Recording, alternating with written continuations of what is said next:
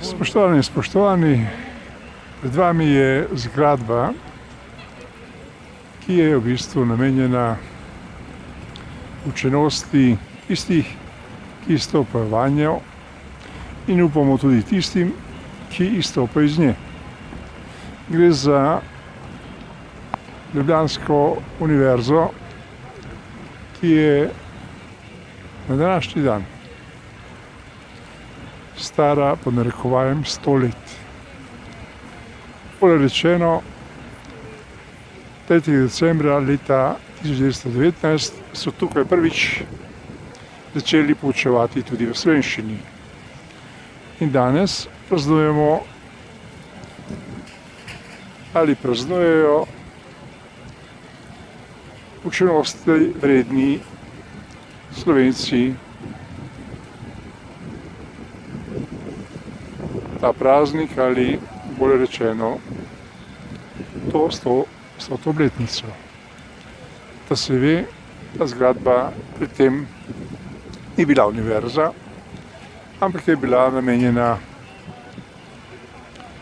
praktično za čisto druge namene, oziroma je bil to sedež dežele Kranjske.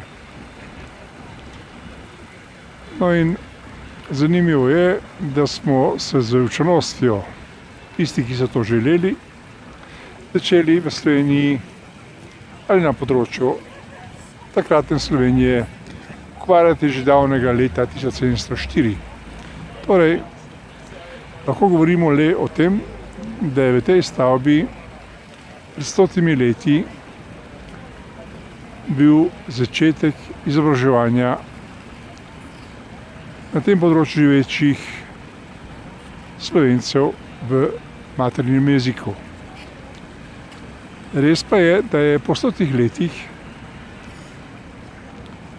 tudi v tej univerzi in ostalih inštitucijah izobraževanja postal jezik Slovencev manj vreden, kot je bil prej. Namreč vse bolj prodira v naše univerze, od ljubljanske, mariborske do primorske, tuj jezik. In začeli so se izobraževati ljudje v tujem jeziku, čeprav na področju Slovenije. No, pa se vrnimo k ljubljanski univerzi in ne glede na to počastimo in se poklonimo vsem tistim, ki so uspeli ta objekt spremeniti v univerzo. Namreč zgrajen je bil leta 1902.